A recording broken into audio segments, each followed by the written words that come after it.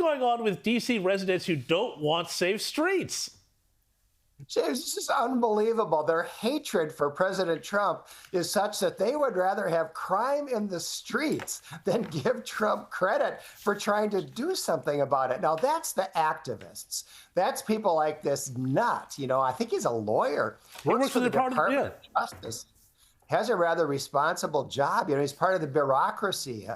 And those people are dedicated to the Democratic Party. But if you talk to other people who live in the district, especially poorer people who live in the district, they say hallelujah, because they're the ones who are the victims of crime, and they like to see the administration trying to do something about it.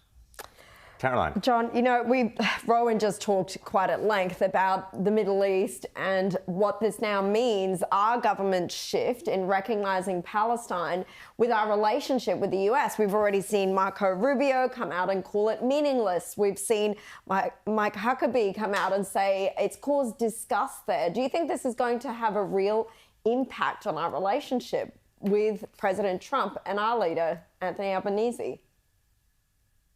Well, Caroline, it certainly isn't going to help. You know, when a country like Australia or France, whoever does this, you know, I wonder what's the point? What good do they think is going to come from it? Here we have this terrorist organization, Hamas, launched this vicious, horrible massacre on October 7, and they're being rewarded by these countries, including Australia, with what they've always wanted, recognition of a state. Well, they don't have a state. You know, what are the borders? What are the boundaries? What is the government? There is no state of Palestine, and it's just a fiction to purport to recognize something that really doesn't exist. And it certainly is not going to help Australia's relationship with the United States.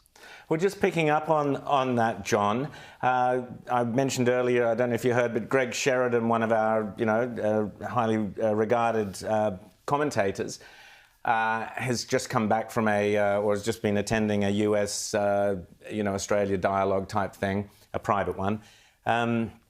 They're concerned that Albanese is deliberately antagonising Trump, deliberately trying to move Australia out of America's orbit and, by definition, without any question, closer to China.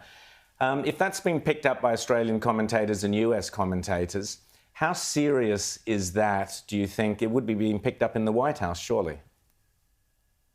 Well, I would assume so, Rowan. And frankly, I'm mystified. You know, I've spent a little bit of time in Australia. One of my daughters lived there for a couple of years.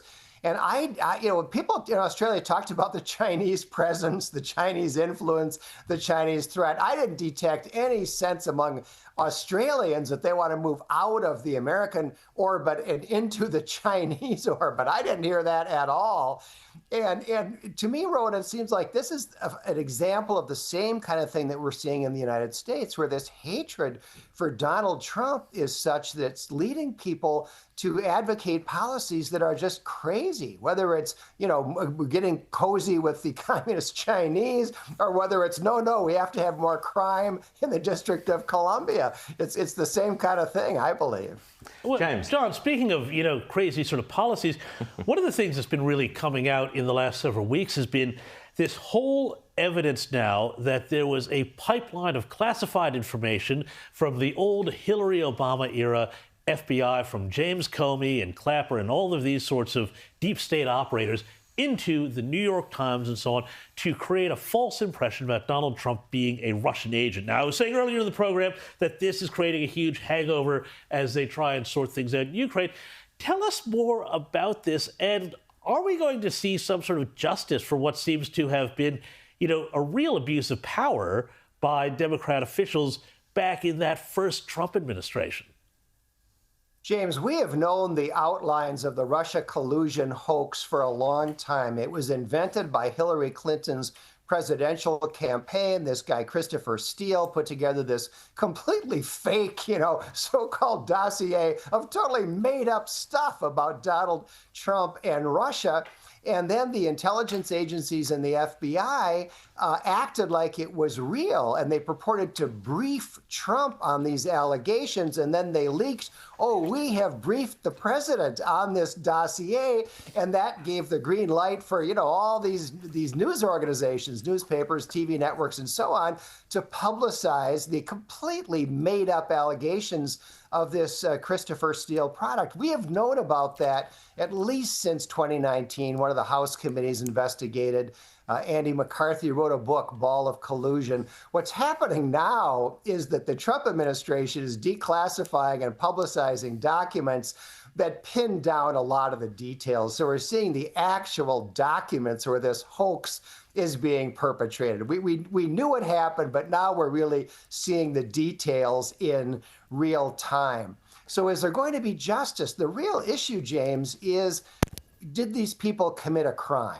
What exactly is the crime? Did they lie? They absolutely did. Did they manipulate and lie about intelligence? You bet they did. We've got it in black and white. But in general, lying is not a crime.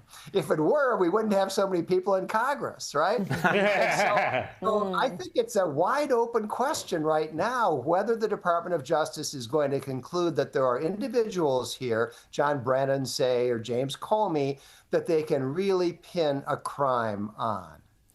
But it seems to be that, there is the idea that, or the memo proof, I guess, that Barack Obama specifically said, let's ramp this thing up, ignored the evidence that said, no, there's nothing to see here. So, no, go and find me the evidence. That's probably paraphrasing.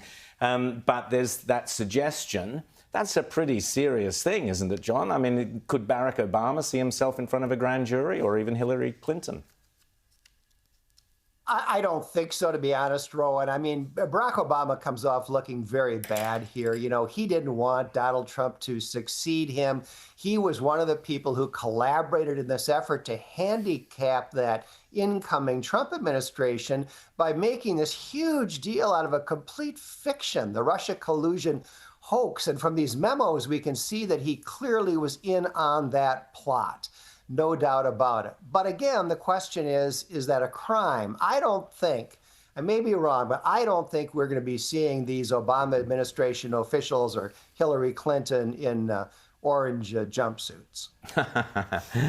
There we go. Always great to chat to you, John Hinderaker. Thanks so much for chatting to us this morning.